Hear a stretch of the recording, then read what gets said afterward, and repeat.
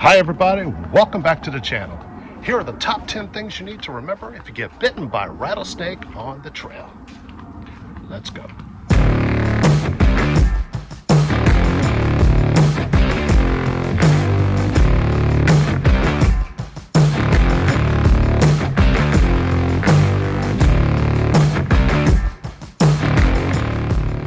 Okay, first of all, definitely give rattlesnakes their distance. Give all snakes their distance. Matter of fact, give all animals out here their distance. That comes to number one. First thing, don't panic. Don't panic at all. Bang, you get tagged on the ankle or on the leg, back away. Don't panic. Kind of look to see what kind of snake it is, if it's venomous, but you back away. You don't want to panic. You don't want to start running around and getting that venom all throughout your veins. It's kind of hard to say sometimes. Just got bitten by a rattlesnake. I'm telling you not to panic, but it's the truth. Don't panic. Just back away. Okay, number two, separate yourself away from where you got bitten at. And this is probably the most important part, is making sure that you keep distance. You get away from the area, get away from the snake. You want to go off the trail or go into the woods, because you may walk into a nest of snakes that original snake came from. Baby snake or an adult snake. It's going to still have venom going into your body if it bites you. The next thing to do is to make sure that you identify the snake. Size, color, the type of its head. The shape of its head, rather. That's very important. So that would be number three. Definitely identifying the snake, size, color, shape of its head. That's going to be very important later on when you get to the medical facility. Okay, number four. You are going to wrap up where you got bit. You're going to wrap up the wound with gauze and a bandana, whatever you can. You don't want dirt to get into that wound. That's when some major infections are going to start. But you are not going to clean it off. I'll tell you why later. A little confusing, but you're not going to clean the wound, okay? Going to let it bleed out a little bit. And I'll tell you why a little bit later. Now here is an important tip. If you get bitten and you are somewhere where there's some facilities, do not put ice on the wound. Let me repeat, do not put ice on the wound. Ice will close up the wound and it'll actually push the venom back into your body, okay? Don't want to put ice. So if somebody comes out of the store or comes out of their house or whatever and tries to put ice on it, don't do it, okay? Causes a lot of problems. Just a tip. Okay, number five, start hiking or walking towards the nearest medical facility or the trailhead to where you can get some help. First, you're going to call somebody. You're going to call the nearest whatever hospital, doctor's office, park rangers, to let them know your location. Hopefully, maybe you got a GPS on you. That'd be great as well too. But you're not going to ignore the bite. You're not going to continue on your hike and say, okay, it's not that bad. You need to go to the medical facility right away. You're not going to run. That would be bad. Don't run.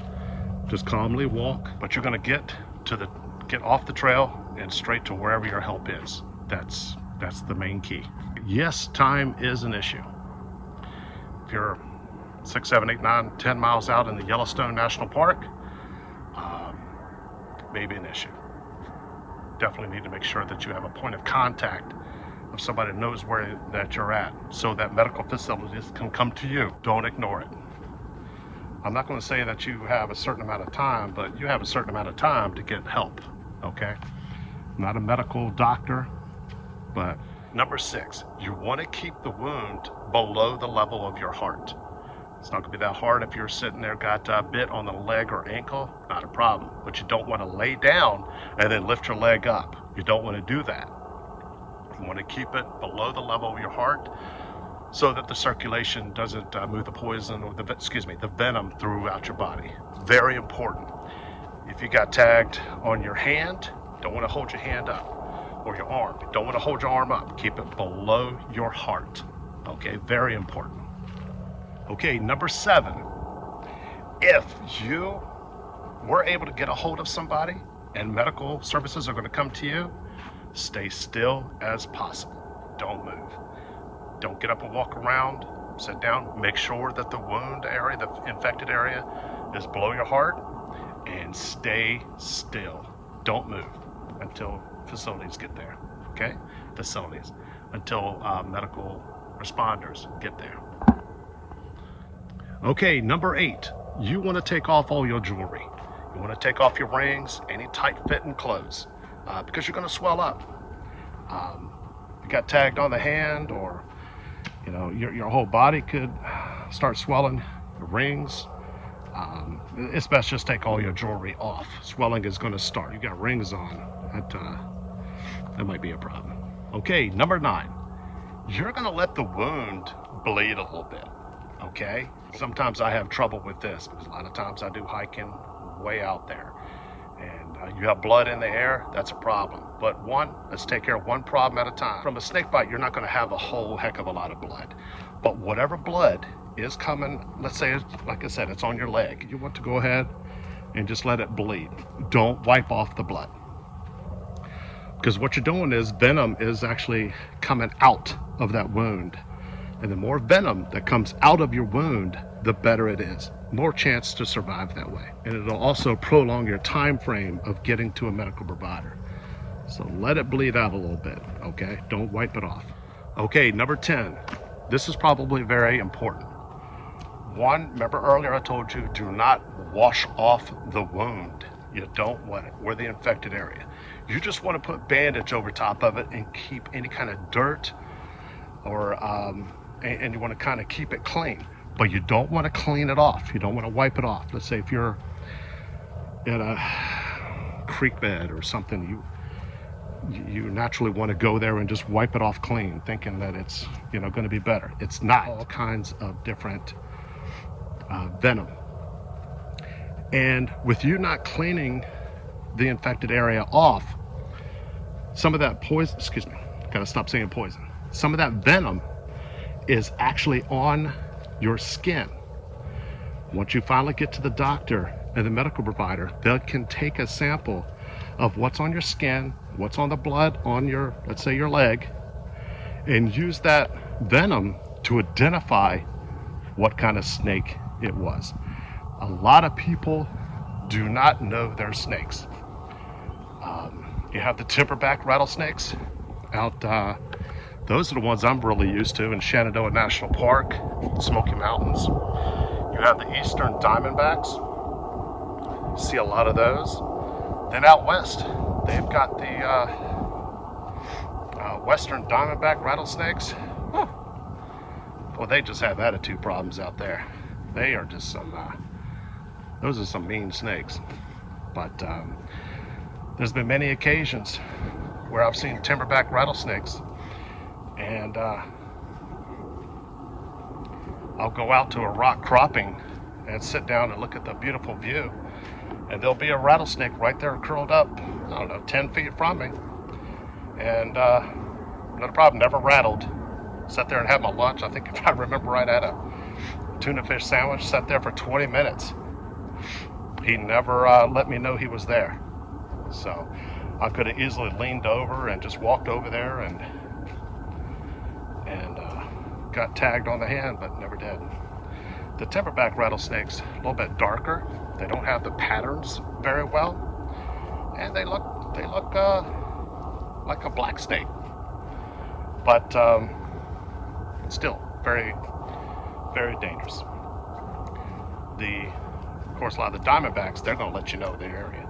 These snakes, they just don't want to get stepped on. That's it. They just don't want to get stepped on, and they love it on the trail. They love to just sunbathe right there in the middle of the trail. So,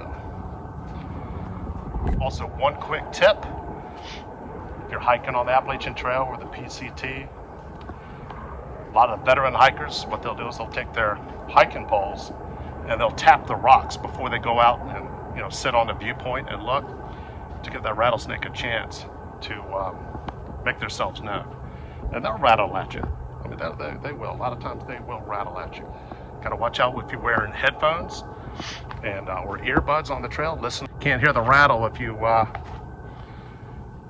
have headphones on, so they can feel your vibrations. Some of you are thinking, why not put a tourniquet on? You would think that would save.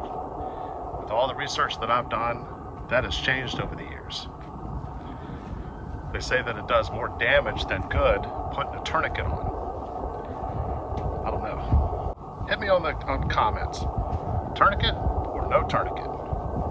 Everybody, all the researchers are saying no tourniquet because it does more damage to your limb. And I don't know. I can picture myself being out in Grand Tetons or Yellowstone. I get bit. It's going to take me a couple hours. I'm naturally going to want to put a tourniquet on, but they're saying not to put a tourniquet on.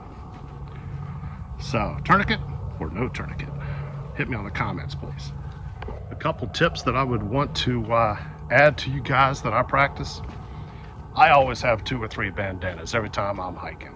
One, in case I get injured, to come up to somebody that needs a tourniquet or something. There's so many things that you can do with bandanas, and it can help cover the wound if let's say you don't have your first aid kit. Well, at least you got something to keep from the dirt and bacteria from getting into the infected area.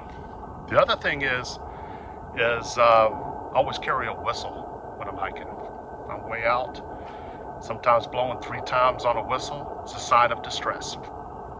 Let's say you get tagged with a rattlesnake twice, and I don't know.